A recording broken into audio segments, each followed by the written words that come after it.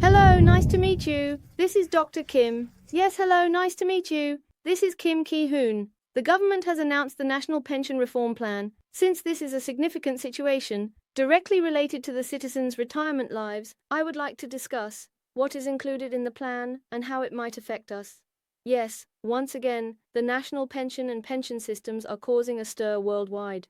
This is because of the aging population. Now that we are facing an aging population and fewer children are being born, sacrifices need to be made, but people are reluctant to make sacrifices while wanting to receive benefits. Therefore, it is essential to find an appropriate balance between responsibility and obligation, but this is also closely related to politics, making it quite challenging. Honestly, I am personally very worried. The content is a bit confusing to me. It seems quite complicated. It is complicated. Yes, I will organize it clearly for you. What this means is that there will be a differential approach by generation. Essentially, you pay more and receive more. Honestly, I find it hard to believe, but paying more is certain. The question is about receiving more. It would be great if they could give a little less. Let's take a look at the details. The insurance premium rates will increase more steeply as the age group gets older. So this means there will be a differential approach by generation, simply put, for those in their 20s, 30s, and 40s. What do people in their 50s pay? It means there will be a differential, and the insurance premium rate is deducted from my salary, like 10% or 20%. Personally, I think I don't want to pay into the national pension. Can't I just not pay and not receive it? But I really think that people in their 20s and 30s might feel strongly about this, because they worry, aren't I going to receive less later on? What if it runs out and I can't receive anything? There are really many people who are concerned about this. So, how do we change this now? The current insurance premium rate is at the old rate. This means that a portion of my income is directly deducted for the national pension, without being deposited into my account first. This is the old rate.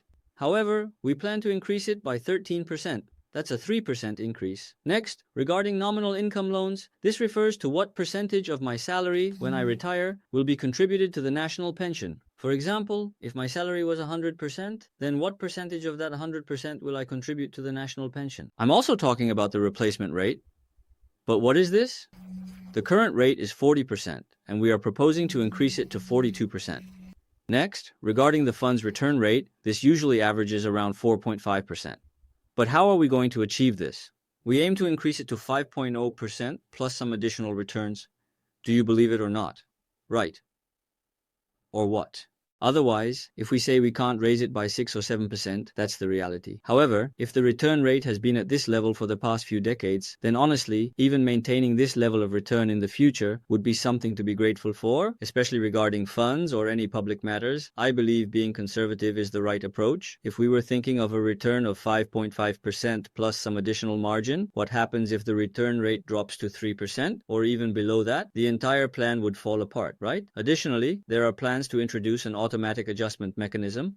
Yes, it's complicated. So the general public might be wondering, what on earth is being said? Let me break it down for you one by one. According to the government plan, in 1998, the insurance premium rate was set at 9%. Since then, what has happened? It's been a little less than 20 years, but it's been just over 15 years now. During this period, it has remained at 9%. However, they are saying they will increase it. In other words, it will come from income. It's about increasing the national pension contributions. As you can see here, the insurance premium rate refers to the percentage of monthly income that goes towards the pension insurance. Do you understand? If you earn 1 million won, then 9% of that, which is 90,000 won, is directly deducted for the national pension. Now, considering the fairness among generations, for those in their 50s, it will increase by 1% each year. So, next year it will be 10%, then 11%, and so on. For those in their 40s, it will increase by 0.5%, and for those in their 30s, it will increase by 0.33%. Next, for those in their 20s, the rate will increase by 0.25%. In this way, the older individuals will see a significant increase, while the younger ones will have a smaller increment. If the same 1% increase is applied to young people, it could be detrimental, so the plan is to provide different rates based on age groups, right? Yes, that's correct. However, the requirement is that everyone will have to pay more into the pension. This means that the national pension contributions are being increased now. So, if we keep increasing by 1%, it will lead to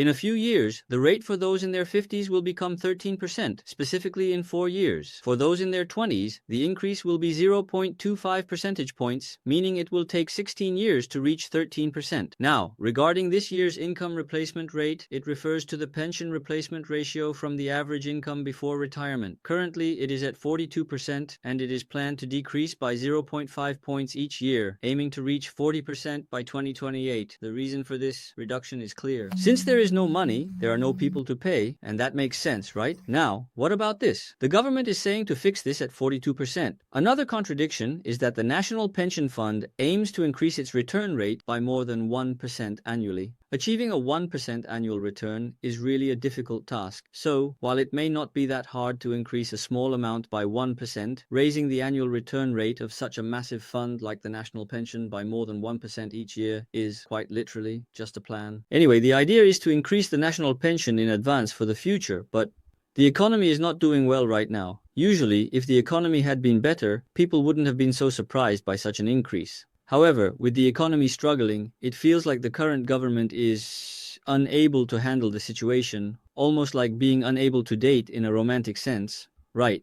Because, for instance, with the capital gains tax, people are questioning why it is being introduced when the stock market is performing so poorly. It's difficult to understand why, at this particular time, the national pension isn't taking more money. I mean, it seems like they should work on their timing a bit. Next, they are saying they will introduce an automatic adjustment mechanism for financial stability. Currently, if the inflation rate rises by 3%, the amount received also increases by 3%. So, the current system reflects the inflation rate. Yes, that's correct.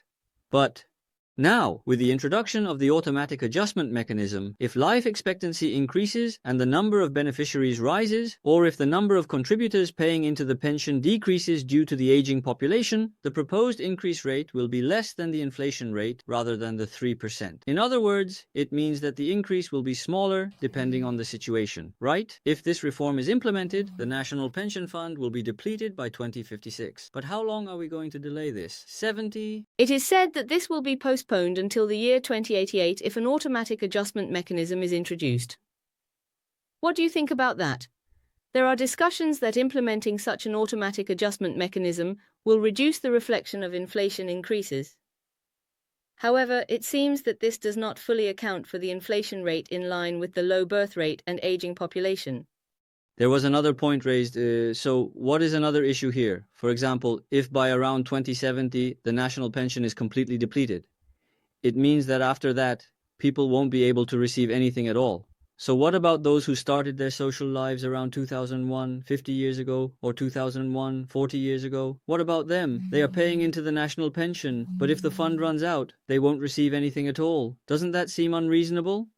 So, instead of doing it this way, I believe we need to make drastic changes. We need to overhaul the system completely. Otherwise, we might as well just go to a self-sustaining system. I mean, we don't even know what will happen to the national pension. Yet, continuing to pay into it is a concern for those in their 20s and 30s, especially the teenagers today, as they will be entering the workforce in 10 or 20 years. The year 2040 will come around quickly. In fact, the next generation is likely to have a higher probability of not receiving the national pension compared to our generation. From their perspective, they might think of it as money being taken away from them.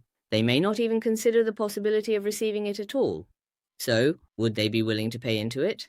They probably wouldn't want to. I really don't want to do this. And it's not just this issue.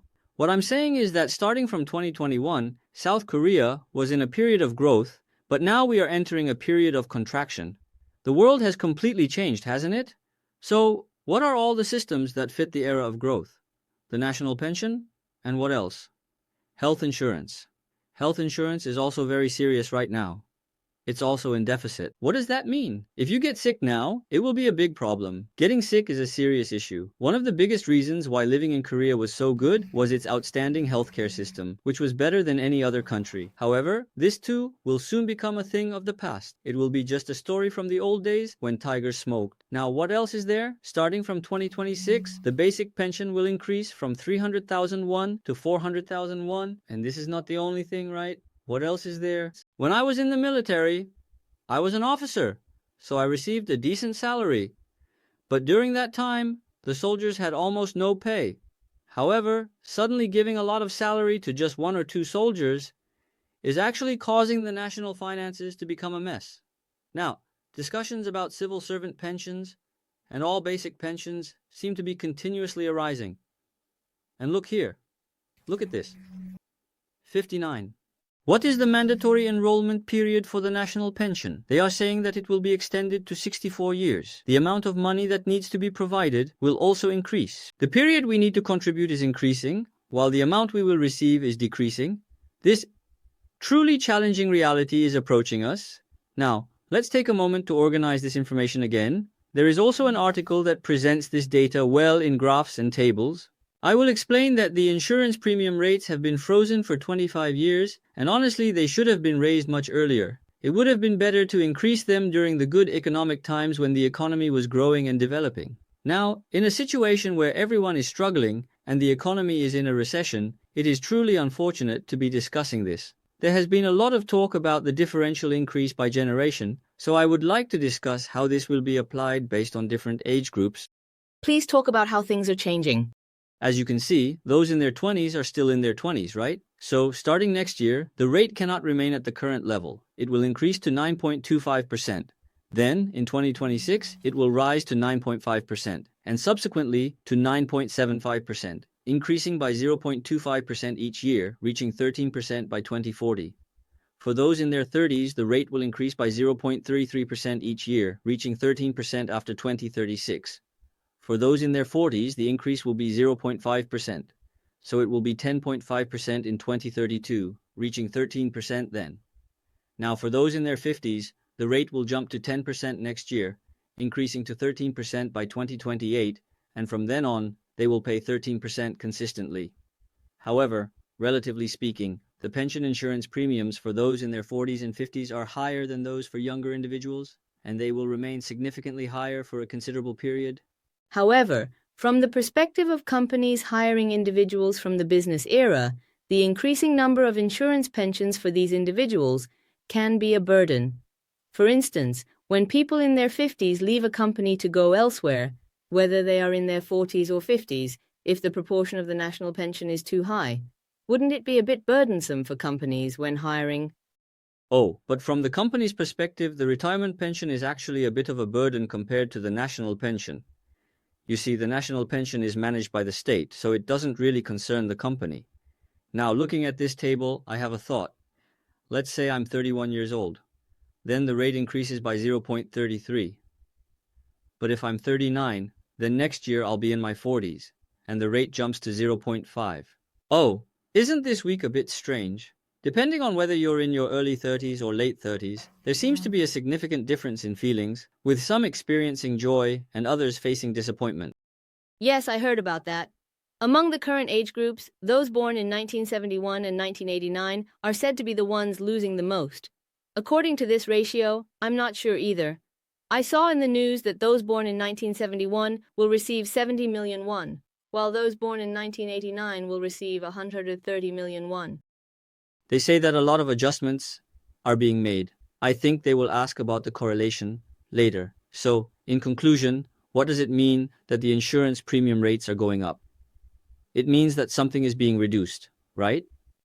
Because if I receive 1 million won, I was originally paying only 90,000 won for the national pension, but if this increases to 14%, it means I will be deducted 130,000 won. That much of my income is decreasing. Now, if you look at this, do you know what the nominal income replacement rate was when the national pension was first introduced? It was 70%. So, before I retire, if my income is 100, isn't it amazing that 70 of that would come from the national pension? Oh, back then, I received a lot. I got a lot back. And in 1999, it decreased to what percentage? 60%. And then, 9 years later, in 2008, it decreased to what percentage? It decreased to 50%. And now, what percentage is it? It's 42%. It has decreased by another 8%. So, you all need to understand the trend. The amount you have to pay keeps increasing over time, while the amount you will receive continues to decrease. It's decreasing now. Do you understand? Next, I don't know what the so-called automatic adjustment mechanism is adjusting automatically, but if you look at this, The automatic adjustment mechanism is intended to reduce the pension amount in connection with changes in population structure and economic conditions. I misspoke when I said adjust. It should be called an automatic reduction mechanism instead of an automatic adjustment mechanism. Yes, that's right. Now, as you can see, the year 2025 is just next year. If we continue as is, the pension will start to decrease by 2056, and that's not far off. However, if we implement the reform plan, it can last until 2072. What is the fund's return rate needed to achieve this by 2072? It needs to be raised to 5.5%. So far, it has been 4.59, but it could potentially drop to 3.5, right? This is just a matter of throwing around words. How can this be? If it increases to 5.5, this is what happens. When you pay more and receive less, I don't exactly know the difference in the total pension reduction amount. When the current pension amount is adjusted automatically, that's where I stand. The inflation rate is around 3%, and this can be adjusted to 1 or 2%. You can probably find more information on the National Pension website or similar sources. So, as you can see, this is an automatic adjustment mechanism, and depending on this stage, it can increase. However, there are so many variables involved that it really comes down to whether you can believe it or not. And honestly, it seems to be changing quite rapidly. I think there should have been some adjustments made, so I've been considering this. Things are still changing now, but what will happen later? It seems likely that it will change even more, right? Won't it increase further? And what is the situation now? People's lifespans are continuously increasing.